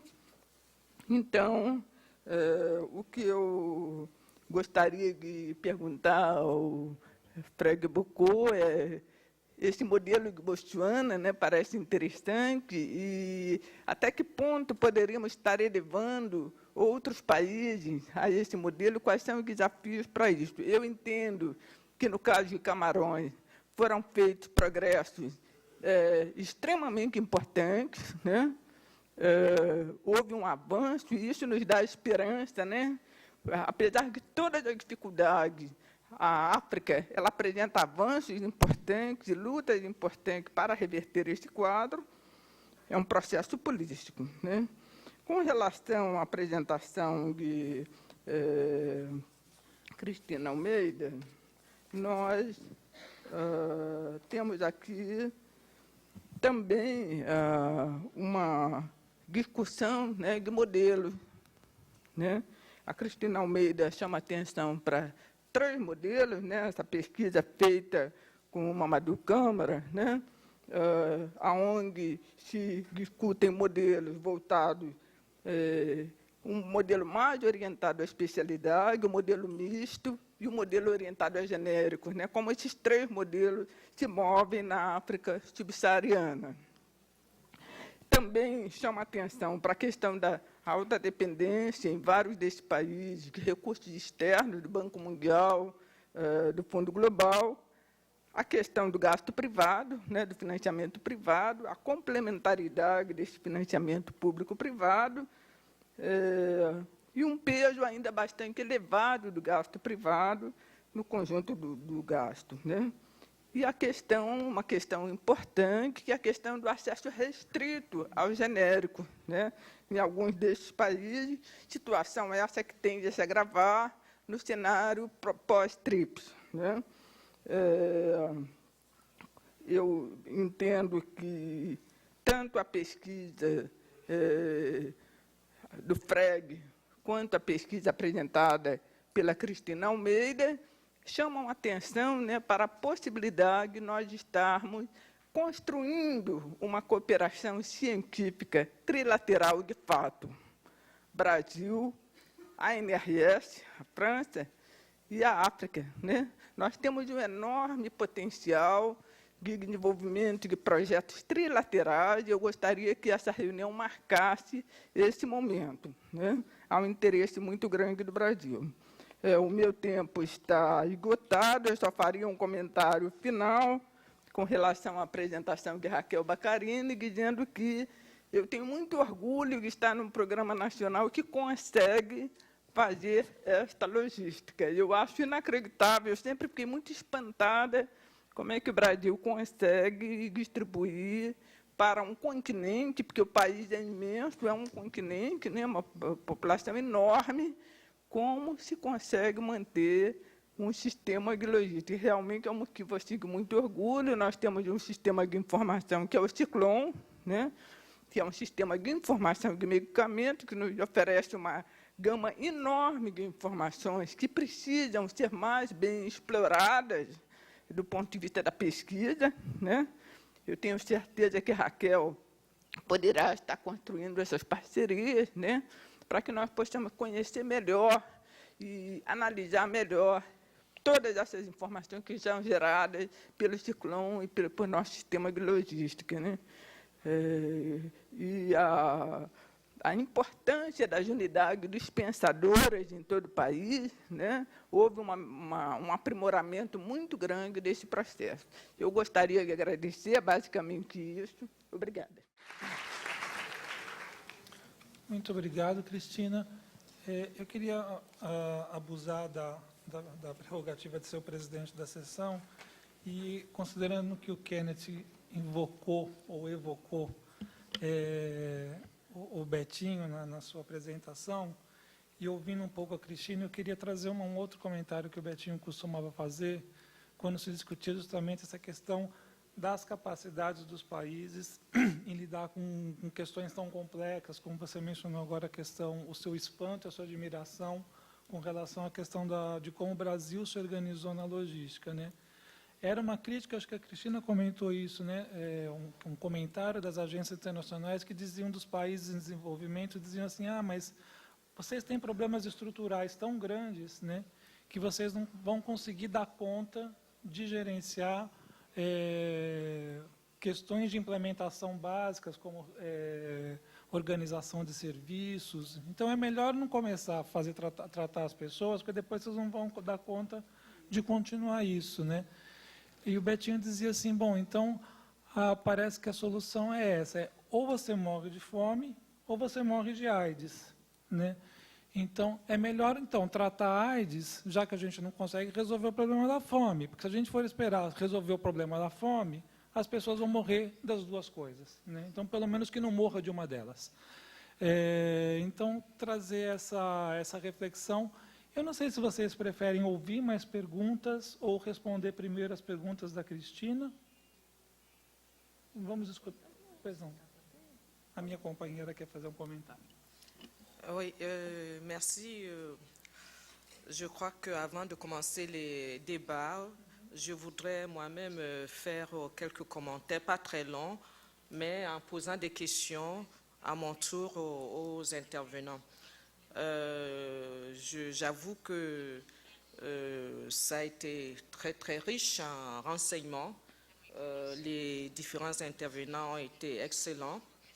Je voudrais tout de même poser des questions. Je vais commencer par des questions pour ce qui concerne l'acquisition et la distribution de médicaments, les différents modèles qui devait présenter Mamadou Camara, parce que je n'ai pas entendu Christina en ce qui concerne, en plus de distribution, comment est-ce que les médicaments arrivent chez les patients. Donc, ce que l'un des orateurs a appelé la dispensation, c'est-à-dire comment est-ce que la dispensation se fait dans des différents modèles.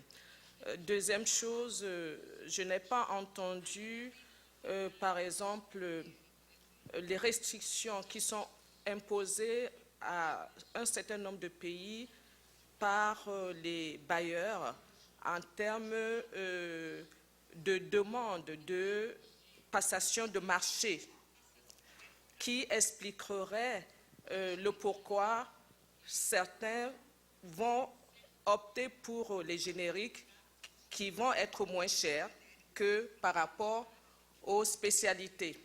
Je pense que c'est bon qu'on sache cela parce que certains modèles sont du coût imposé. Si je prends l'exemple, par exemple, de Botswana, qui reçoit beaucoup de financement de PEPFAR, il est tout à fait normal qu'ils aient plus de spécialités que de génériques. Je voudrais aussi dire, pour ce qui concerne Fred Eboko, que je pense qu'en montrant les différents modèles des différents pays, serait été important aussi de montrer quelle est la proportion des personnes qui nécessitent le traitement dans ces différents pays. C'est vrai, il nous a montré au départ la prévalence au Sénégal, dont le nombre des personnes éligibles au traitement serait faible. Et quand on prend aussi la population générale, je prends aussi l'exemple de Botswana, qui a une population réduite, donc qui peut facilement passer à l'échelle parce que la population est réduite et parce qu'il a beaucoup de financement. Maintenant, l'autre commentaire est plutôt une recommandation. Peut-être je ferai cette recommandation à la fin. Je passe maintenant la parole pour que les différents intervenants puissent répondre aux différentes questions qui ont été posées.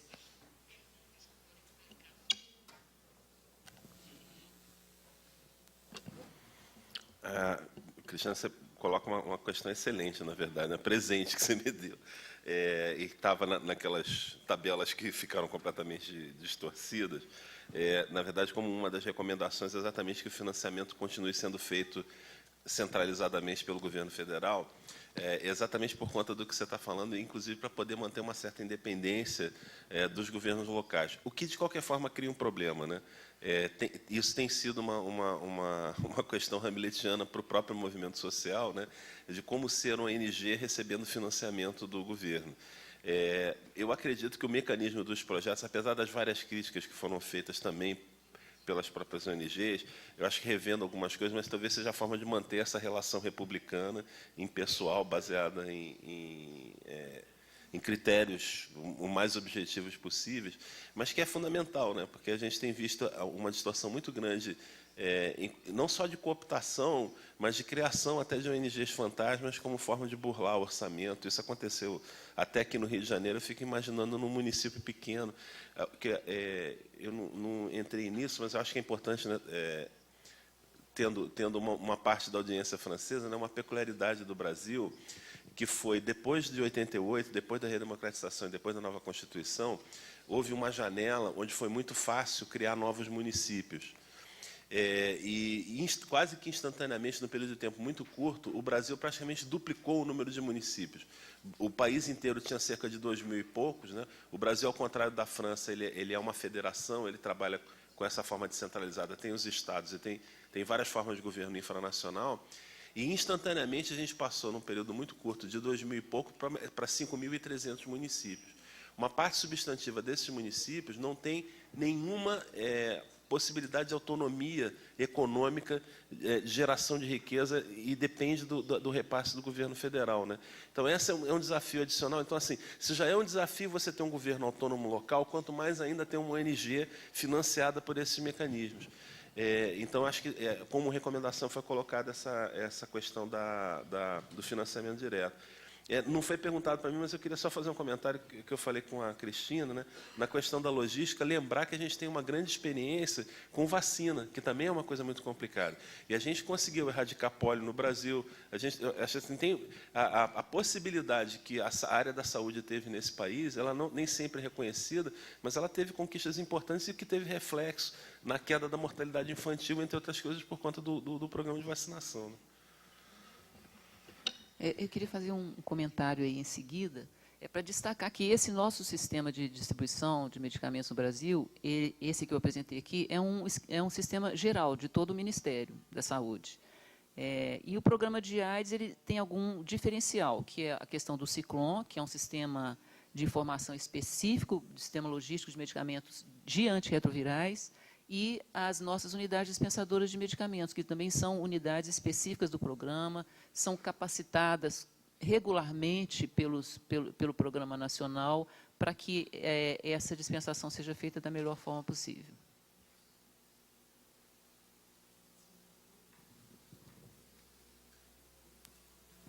Alors oui, moi j'avais juste une petite remarque à faire par rapport au cas du Botswana qui est assez exceptionnel. Alors, si j'ai bien compris la question, qu'est-ce qu'on peut imiter au niveau du Botswana? Je comprends que qu'est-ce que les autres États africains déjà peuvent imiter au niveau du Botswana. Ce qui a été exceptionnel en dehors du fait que c'est un pays relativement riche par rapport aux autres pays africains, donc il y a des formations sanitaires tout à fait aptes à prendre en charge les patients qui en ont besoin. C'est un pays qui a connu un leadership politique absolument exceptionnel, que je résume toujours par un exemple qui s'est passé en novembre 2005 à Gaborone, la capitale du Botswana, où il y avait, en fait, les médicaments étaient déjà gratuits depuis 3 ans, et il y avait très peu de patients qui venaient se faire dépister. Le président de la République du Botswana est passé à la télévision. Il s'est soumis à un dépistage devant les caméras de télévision pour inciter ses concitoyens à faire de même, en précisant que de toute façon la prise en charge ensuite était gratuite. Ça, c'est juste un exemple. Mais cet exemple recouvre aussi une réalité qui ne dépend pas que du leadership politique, qui sont aussi les structures de soins. Quand on prenait l'exemple du Cameroun tout à l'heure, ce qui fait que la décentralisation fonctionne plus ou moins au Cameroun, c'est qu'il y a des structures de soins pour accueillir les patients. Ensuite, la troisième modalité des pays où les structures de soins sont défaillantes, parfois absentes, c'est il nous reste quand même quelque chose, il reste la volonté. On ne va pas ne pas agir dans un pays parce qu'il n'a plus de structure de soins. Et ça, les associations nous le prouvent, notamment au Burundi. J'en parlais encore avec Bernard Larouzet il y a quelques jours, où avec des médecins, on peut continuer à prendre en charge des patients parce qu'on ne va pas attendre que le pays se développe du jour au lendemain pour créer des structures de soins. Voilà les quelques remarques que je voulais faire. Juste pour pour répondre à Sinata, par rapport aux personnes éligibles dans les différents pays. Comme je n'avais qu'un quart d'heure, je ne pouvais pas faire le tour. Alors, pour le Sénégal, évidemment, tu me poses une colle parce que je ne sais pas. Pour le Botswana, c'est 85% de personnes qui sont éligibles. Et les femmes, c'est déjà 90%. Voilà, c'est un peu ça que je pouvais préciser jusqu'à présent. Mais on nous avait déjà donné un chiffre ce matin. C'était Eloane qui nous avait déjà précisé qu'au niveau du continent africain, il y avait 28% des personnes éligibles au traitement qui étaient sous antirétroviraux. Bom, com relação aos comentários da Cristina, acho que não houve perguntas, mas sim comentários. Com relação às questões colocadas pela Sinata, bom, com relação à dispensação, eu confesso que está além da minha competência, o artigo ele foi destinado à aquisição, à modalidade de aquisição. Eu particularmente espero que talvez a equipe possa responder sobre a dispensação. Com relação a Camarões, bom, a senhora mesmo já conhece porque está lá, e que investiu massivamente no processo de descentralização para otimizar a dispensação no território nacional. Com relação aos outros 4 países do estudo, infelizmente, eu não vou poder responder, vou ficar devendo essa. Com relação à segunda pergunta, por outro lado, eu acho que, com relação às restrições aos financiadores, né, e a introdução, e por que essa diferenciação da introdução de genéricos e especialidades, eu acho que aí teriam que ser considerados 4 questões que são afeitas aos 5 países, porém foram gerenciadas de maneiras diferentes, né?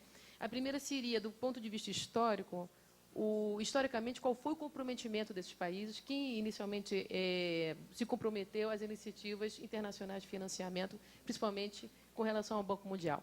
Como eu coloquei, dentre os 5 países, Senegal foi o que se comprometeu mais fortemente com a iniciativa Access, que é uma iniciativa que, o nome é Access, mas ela é bastante restritiva do ponto de vista do acesso, né? E uma coisa também que eu gostaria quando eu ler esse artigo aqui, eu acho interessante também fazer um paralelo com o Brasil no início do tratamento, que o Brasil também se beneficiou do Banco Mundial, particularmente na implantação da rede de laboratório, aí sim eu posso falar mais à vontade. Houve uma preocupação do Brasil em, ao mesmo tempo, beneficiar-se de um financiamento internacional e, ao mesmo tempo, promover capacitação nacional. Então, acho que essa é a grande diferença. Na África, existem limitações mais sérias que as no Brasil. Bom, tem as limitações de propriedade intelectual que eu coloquei, a OAPI ela é bastante restritiva do ponto de vista de gestão, muito fechada. Infelizmente, a autonomia dos países não é levada em consideração no que tange a propriedade intelectual, tudo é resolvido no âmbito da OAPI. O Brasil ele sempre teve essa iniciativa nacional, ele sempre gozou dessa autonomia nacional, ainda que tenha se inserido em TRIPS precocemente, uma discussão que nós temos internamente, enfim, é um problema dele entrar precocemente, porém a autonomia nacional sempre foi resguardada, né? Essa gestão de propriedade intelectual sempre foi feita no âmbito do Congresso Nacional. Nos países pertinentes ao API, não é o mesmo approach, não é da mesma forma que nós lidamos com esse assunto. Então, a margem de manobra desses países com relação à gestão da propriedade intelectual, ela fica também bastante restringida. Ou seja, a introdução de genéricos não é óbvia para vários desses países, né? Nem a gestão, como eu coloquei, que é necessária, das flexibilidades, do conhecimento dos mecanismos de propriedade intelectual que permitiriam uma introdução dos medicamentos genéricos no país. Segundo, o que eu acho importantíssimo dizer é que as agências internacionais de compra, elas têm uma participação muito forte nesses mercados. E às vezes, as agências são múltiplas. Então, quer dizer, se alguns países, como em Camarões, nós vemos uma compra centralizada, em outros países já não é a mesma coisa. Então, a gente vê agências internacionais múltiplas dentro do mesmo país, cada uma com a sua política interna de aquisição. Quer dizer, cada uma com as suas boas práticas de aquisição, que não necessariamente são as boas práticas de aquisição para o país.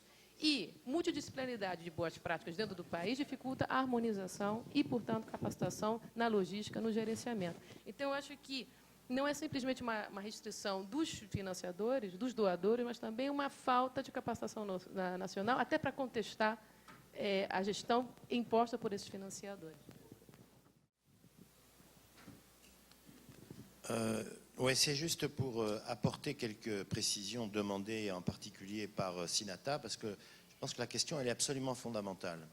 Bon, dans ma présentation hier matin, j'ai insisté sur le fait que le début des années 2000 est marqué par l'arrivée en masse de fonds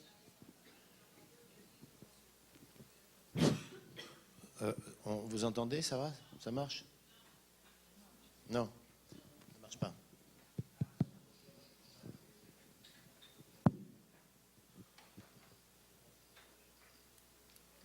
Ça marche, ça marche pas? Vous entendez ou pas? Non. Bon, il faut changer de micro. Ah, c'est pas le micro. Non, le micro dans la salle, il marche, mais il n'est pas connecté là-bas, j'en sais rien.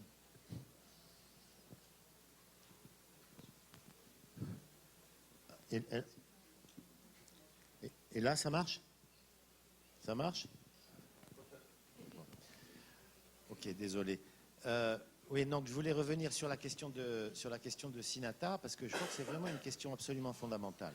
Donc, dans ma présentation d'hier matin, j'avais insisté sur le fait qu'une très bonne nouvelle au début des années 2000, c'était l'arrivée de l'argent international. Abondant, il faut dire les choses, c'est pas assez par rapport à ce qu'on voudrait, mais abondant, puisqu'on a eu à la fois la Banque mondiale qui s'est renforcée, le Fonds global, le PEPFAR, United, etc., etc., plus des fonds dédiés à la tuberculose, malaria. Bon. Donc ça, c'est un aspect extrêmement positif. Le problème, c'est que ces fonds et l'utilisation de ces fonds est assortie de conditionnalités, comme pour les conditionnalités du FMI ou de la Banque mondiale en matière de restructuration des politiques économiques. Alors ces conditionnalités, elles sont de deux sortes. Il y a des conditions d'usage, il y a des normes d'usage qui ne sont pas les mêmes d'un fonds à l'autre, ce qui pose des problèmes extrêmement complexes pour les destinataires, pour les usagers. Et il y a des conditionnalités qui sont aussi liées au type de médicaments à acheter. Donc pour le PEPFAR, comme on sait, la quantité de spécialités est très élevée, parce que la possibilité d'acheter des génériques par le PEPFAR est très très limitée. Là, le Fonds global a eu une politique plutôt très libérale, c'est-à-dire permettait largement d'acheter des génériques, mais il a tendance à resserrer sa politique en exigeant qu'on n'achète plus que des médicaments préqualifiés par l'OMS. Bon. Ce qui peut se comprendre, puisqu'on a des conditions de sécurité améliorées, mais ce qui se traduit par plus faible disponibilité des médicaments qu'on peut acheter et prix plus élevé des médicaments qu'on peut acheter. Bon. En plus, dans un certain nombre de cas, j'insiste là-dessus, c'est notamment le cas de la Banque mondiale, pas du Fonds global. On exige que les médicaments ne soient pas achetés par les agences nationales, mais soient achetés par des agences accréditées par l'UNESCO. C'est le cas en particulier, c'est le cas en particulier pour la Banque mondiale. Ça veut dire qu'achètent des médicaments pour certains pays d'Afrique des centrales d'achat qui sont situées au Danemark, qui ont elles-mêmes leurs règles d'achat, leurs contraintes, leurs temporalités, leurs conditions d'approvisionnement, etc. Et donc les pays bénéficiaires de l'argent, ce n'est pas du tout de l'argent fluide, ce n'est pas du tout de l'argent facile à utiliser. Donc, félicitons-nous du fait qu'il y a cet argent, mais l'étape suivante, c'est comment on fait pour que cet argent puisse être utilisé pour renforcer les capacités nationales, notamment des agences d'acquisition, pour renforcer la capacité de stockage, la réfrigération, etc. Bon, et que, voilà, donc si vous voulez, on est au début d'une nouvelle étape. Et il ne faut surtout pas consolider la forme actuelle dans laquelle les pays bénéficiaires sont pris dans une série de contradictions qui font qu'ils utilisent difficilement ces fonds. Et il y a des tas de pays, il faut être très clair, dans lesquels il y a de l'argent qui ne peut pas être utilisé parce que les conditions mises pour l'utilisation s'avèrent trop restrictives. Bon, c'est ça un peu le problème qui est derrière. C'est très sérieux, hein? Faço parte do Comitê Assessor de Pesquisa em Vacinas do Programa Nacional e, na verdade, eu me senti provocado com o movimento social. Acredito, Kenneth, que eu acho que o oportunismo existe em qualquer lugar e não vai ser a sociedade civil que vai sair isenta. Mas eu acho que também generalizar fica meio difícil, porque eu conheço muitas ONGs que trabalham sério e com muito pouco recurso e que também não fazem estardalhaço. Com relação aos recursos públicos, quando se fala da dependência das ONGs, dos recursos públicos, porque, na verdade, eu concordo contigo. nesse sentido. Mas nós temos que levar em consideração que praticamente quem fornece alguns recursos públicos é órgão público de governo. Nós não temos a cultura no Brasil do setor privado bancar apoios para essas instituições. Quando tem empresas mistas.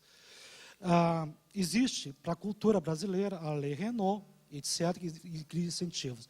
Não existe nenhuma que fale com incentivo à questão da saúde.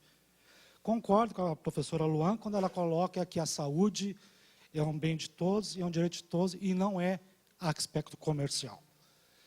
Nós, como movimento social, nós entendemos que todos os recursos públicos que são destinados às pesquisas, essas não pertencem ao pesquisador e nem ao laboratório, mas sim ao Estado. Essa é a nossa opinião e esse é o nosso debate.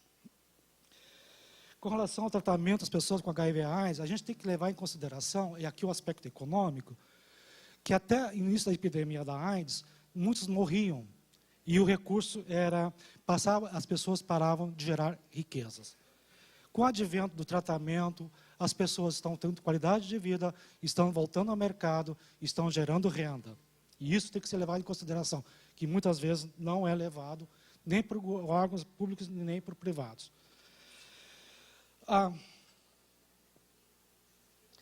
A questão também, o que eu ouço muito falar aqui é o acesso gratuito ao tratamento. Em primeiro lugar, eu sou daquela opinião que almoço grátis não existe. Eu acho que alguém banca a alimentação, alguém planta, alguém tem esse custo. Como nós sabemos, e aqui a Raquel colocou isso, que são recursos públicos, portanto, vem dos contribuintes. Não confundir o fato de nós chegarmos numa farmácia e pegarmos o medicamento sem desembolsar na hora, mas nós desembolsamos indiretamente nos impostos. Portanto, eu não acredito que seja uma dispensação gratuita. Nada é gratuito. Eu acho que esse dinheiro que é gasto com as medicações no Brasil, muitas vezes aviltada, como foi colocado aqui pelos preços, são bancados pela sociedade civil, sim. Principalmente quando a gente paga imposto. Rubens, desculpa interromper, mas é que eu já fui comunicado que o tempo foi esgotado. Eu tenho mais duas pessoas que gostariam de usar a palavra. Eu só queria colocar algumas coisas que eu acho que é importante, já que a sociedade civil foi provocada. Eu estava vendo a programação, a sociedade civil, ela vai falar no último dia, no último tempo, quando muitos dos pesquisadores aqui não vão estar provavelmente mais presentes. Eu acho que, independente da qualidade, que eu acho que foi excelente até agora, eu acho que a sociedade civil tinha que ter participado já desde o início, para que vocês possam perceber a nossa ansiedade e a nossa angústia como cidadãos. Eu acredito que seja isso. E a última pergunta que eu queria fazer para o Kenneth, o que ele considera como ONG generalista? Né? Ele ficou em dúvida aqui. Porque a gente trabalha com várias populações suscetíveis, populações fragilizadas, desde prostituta, travestis, homossexuais, população LGBT, etc. Se é isso que ele considera generalista. Porque eu não entendo. Ou se é específico só para a questão da AIDS. Então, essa confusão eu fiquei. Obrigado. Boa tarde, meu nome é Kazu, eu represento a World Association Guild Scots, que no Brasil é conhecido como Federação de Bandeirantes do Brasil. A minha pergunta vai para o senhor Fred, né, com relação a... Na fala, ele disse o seguinte, que apenas 39% das pessoas que necessitam de um medicamento têm acesso a esse medicamento no país dele. A minha pergunta é o seguinte, qual é o critério utilizado para a seleção dessas pessoas? Aqui no Brasil, independente se é rico ou se é pobre, né, o governo disponibiliza a medicação. Eu gostaria de saber como é feita essa seleção lá. E só complementando rapidinho o que o Rubens falou, com relação, foi dito na mesa, a criação de muitas ONGs fantasmas, eu só gostaria de ressaltar que aqui no Rio de Janeiro, as ONGs fantasmas que foram criadas por políticos e membros do governo. Bom, eu acho que a sociedade civil foi provocada também. Reconheço as perguntas que os meus companheiros fazem também, acredito também que as instituições que a gente fala, que surgiram a partir de desejos de buscar recursos governamentais, elas não representam a sociedade civil e muitas vezes não estão dentro dos fóruns e redes. Mas me sinto contemplado também com as perguntas dos mesmos. Mas gostaria de fazer uma pergunta a Bucô, mais especificamente a Bucô e a Raquel, sobre a dispensação dos ARVs. Existem algumas normativas em relação a pessoas com deficiência, mais especificamente a deficiência intelectual e aos surdos?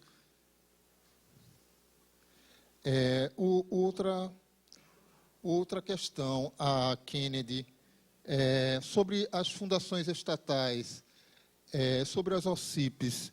Como você vê? Você vê essas organizações como representações da sociedade civil? Tem mais uma pergunta. A acessibilidade, Bucô, das representações da sociedade civil. Como é a participação da sociedade civil nos Camarões? Como é que ela se participa? Como é que ela se organiza? E as pessoas vivendo com HIV, como estão organizadas nesse sentido? A minha pergunta vai para a Raquel, que é uma preocupação da gente enquanto o DM município, né? Que entrou em estudo nessa questão, preocupação maior, Estado, governo, município, com a implantação do sistema operacional, né, saindo do gerencial, e esse controle de estoque de antirretroviral, a preocupação para questão de gestante e exposições, não ocupacional e ocupacional. Já tem uma percentagem de medicamento que vai poder ter em estoque ou não? Vera Vieira, da Fiocruz.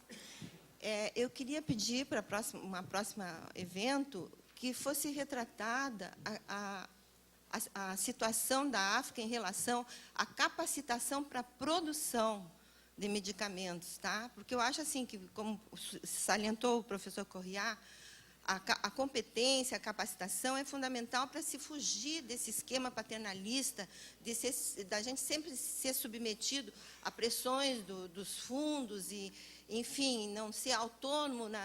E quero também parabenizar a professora, a doutora Eloan Pinheiro, que eu acho que ela tem um papel muito importante na reversão desse quadro no Brasil, porque ela teve a coragem de peitar, digamos assim, um ministro da Saúde dentro da Fiocruz, dizendo que nós poderíamos produzir medicamentos genéricos dentro dos laboratórios públicos, se fosse investido algum dinheiro, algum recurso na recuperação desses laboratórios. E hoje nós vemos que os laboratórios, como o Farmanguinhos, está produzindo 8 medicamentos que não são bem genéricos, são similares, né? Mas, enfim, tem agora essa nova lei que permite que esses medicamentos passem direto sem os testes de disponibilidade e bioequivalência. Enfim, eu acho que seria muito importante, né, porque nós estamos com um programa de capacitação de Moçambique e um outro programa em andamento com a Nigéria. Tá bom? Obrigada. Obrigado. Acho que a Cristina trouxe questões interessantes na hora do debate, onde ela falou que esses temas todos que surgiram nesta mesa e em outras são temas para a cooperação internacional, né? Eu acho que a gente poderia aproveitar desse diálogo com a França e com os países aqui representados em expandir as ações que já existem para além, por exemplo, dos países de língua portuguesa, né? Mas então agora eu gostaria de que vocês fossem muito breves nas suas respostas e considerações finais. Mais breve que eu posso, eu acho que eu não fui claro na minha exposição. Não tenho discordância nenhuma com nada do que vocês colocaram. Eu estava falando exatamente isso, né? Quer dizer, o que eu estava chamando a atenção é exatamente o quanto que o processo de descentralização acabou criando espaço para que políticos corruptos, desonestos, etc., criassem uma ONG de fachada que compromete a imagem das ONGs que estão trabalhando. Eu sou secretário-geral da BRIA. E foi um inferno, e imagino que vocês tenham experimentado isso também, a onda de denúncia que teve na imprensa acabou complicando o trabalho da gente, porque para a população geral acaba não fazendo uma diferenciação entre uma e outra. A questão da ONG generalista e não generalista é só porque nesses municípios onde foi feito o estudo, alguns nos menores, você não tem nenhuma ONG específica de trabalho com HIV e AIDS. Então, acaba que outras organizações comunitárias acabam assumindo um pouco essa função, e estava lá nas recomendações que a gente tinha colocado, a importância que essas ONGs gerais pudessem estar estimulando aí movimentos específicos com relação à questão da HIV e AIDS, ajudar a organização desse tipo de comunidade, né? O CIP eu acho que é um inferno, isso aí precisaria de outra mesa quase para discutir. Agora, certamente não é uma ONG. Pode ou não ser alternativa, eu acho que tem uma série de dificuldades na forma como a administração pública no Brasil funciona. Conheço pessoas extremamente sérias que defendem o papel, a possibilidade dessas OCIPs. Agora, certamente não é uma ONG e funciona num outro espaço. Eu acho que parte dessa confusão talvez seja colocada em relação o espaço de atuação do terceiro setor é bastante definido, e eu acho que uma parte da discussão está complicando um pouco, na medida que empurra o OCIP como se fosse a mesma coisa, não é. Seria para gerir seriam instituições para gerir equipamento público, que é uma coisa completamente diferente da atuação política, advocacy que a gente faz.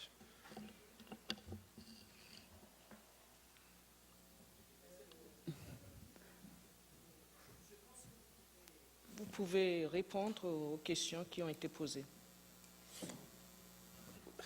Bom, respondendo rapidamente as duas questões. Quanto a pessoas com deficiências, no Ministério da Saúde tem uma área específica para tratar tudo que se relaciona com pessoas com deficiências.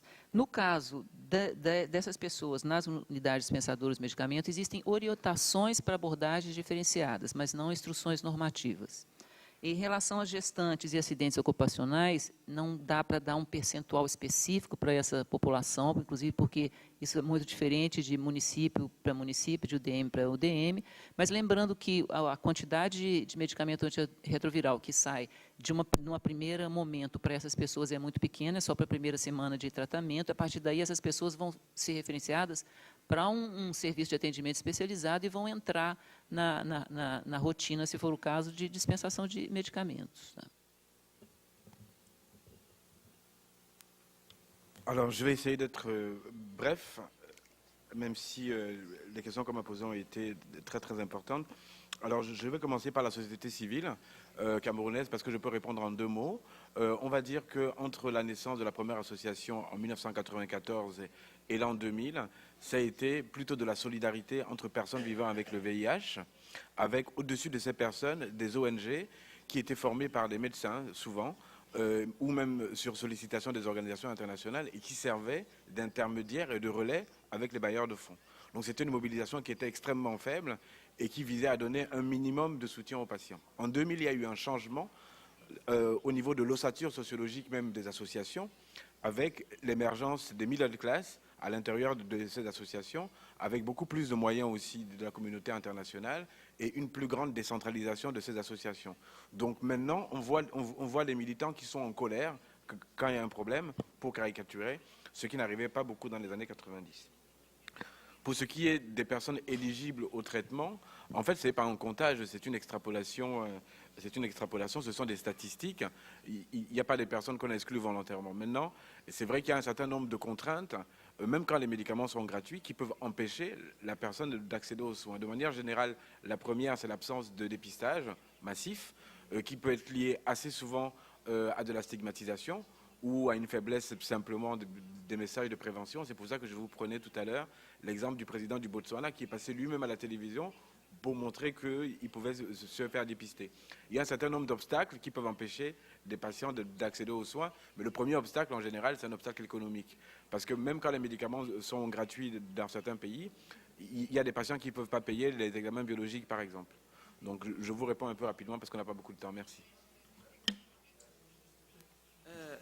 Je veux juste aussi apporter très très rapidement d'autres commentaires pour complémenter ce que vient de dire Fred Eboko. Pour ce qui concerne la société civile, je voudrais dire que au niveau du ministère de la Santé et dans le programme national de lutte contre le sida, la société civile est partie prenante. Ils sont membres de tous les comités qui existent, que ce soit le CCM du Fonds mondial, c'est-à-dire des countries, ils sont membres de tout. Et ils ont accès même directement au ministre de la Santé à travers des comités ad hoc qu'ils peuvent provoquer lorsqu'il y a un problème. Donc la société civile est passée d'un passage passif ou entre elles-mêmes à une société civile très forte et qui sont vraiment, je vais vous présenter ça tout à l'heure, lors de ma présentation, voir dans quoi est-ce que la société civile est impliquée dans la prise en charge par ARV. Pour ce qui concerne très vite aussi les malades handicapés et les sélections des patients, en fait, le taux de 39%, lorsque je vais faire ma présentation tout à l'heure, on va voir que auparavant, on avait pensé que 50% des personnes au Cameroun qui sont éligibles avaient eu le traitement. Ceci a même été publié par l'OMS. Mais l'OMS et l'ONU-SIDA ayant revu leur façon de calculer, ceci a ramené à la baisse parce que le nombre de personnes infectées a été remonté un peu, et puis le nombre de PVVIH remonté, et donc le nombre de personnes éligibles pour le traitement aussi a augmenté, et ceci a donc réduit le pourcentage. Voilà un peu ce que je voudrais dire. Peut-être pour conclure, je voudrais dire qu'on a eu une session très importante cet après-midi, ce matin, et j'ai retenu notamment l'exemple du Brésil, l'autofinancement, l'autonomie financement, qui a permis quand même au Brésil d'offrir cet accès universel et aussi les séries de lois, de législation qui existent. Je pense que ceci est important parce que nous allons voir que c'est vrai que dans les autres pays du Sud où on n'a pas ces législations, où on n'a pas cette autonomie de financement, où il y a une dépendance de financement extérieur, on est bloqué à chaque fois et on est à chaque fois obligé de trouver des solutions quand on a déjà eu certaines solutions. Donc, on recommence chaque fois. Deuxième chose, c'est tout le système de distribution de médicaments, de l'organisation, de l'information que nous n'arrivons pas encore dans la majorité des pays subsahariens. Et je pense que cette programmation, il est important que nous regardions de près comment est-ce que le Brésil arrive à mettre cela en marche et voir comment, peut-être en utilisant des contextes différents, apprendre et mettre un système comme ça dans nos pays. Bon, je pense que je vais juste m'arrêter à ces deux points qui m'ont paru très exemplaires par rapport à ce qui a été dit cet après-midi. Je vous repasse la parole. Muito obrigado, doutora Sinata. Então, eu gostaria de concluir essa sessão. Eu acho que é uma sessão extremamente interessante, na medida em que ela teria como título, ela tem como título, né, uma questão que poderia ser interpretada como algo muito técnico, né, muito específico, mas, no entanto, o debate revelou o quão política é essa discussão. Ela precisa ser orientada de forma muito política, ela não vai ser respondida simplesmente com critérios técnicos, ou seja, essa dissociação entre técnico e político, ela fica cada vez mais impossível, né, e é importante a gente transformar este diálogo que poderia ser interno, num diálogo com outros países que passam pela mesma situação que o Brasil passa, em diferentes níveis, mas que os problemas são os mesmos, e sair de um paradigma de cooperação internacional para um paradigma de diálogo político entre países em torno de questões técnicas, né? Na medida em que a gente tem muito também, nós brasileiros temos muito que aprender com países como a República dos Camarões e outros países aqui representados. Então, para que vocês não morram de fome, gostaria de convidá-los para o almoço, e nós vamos ter apenas 1 hora de almoço, mas é suficiente, e retornamos, então, às 15 para as 2. É isso? Obrigado.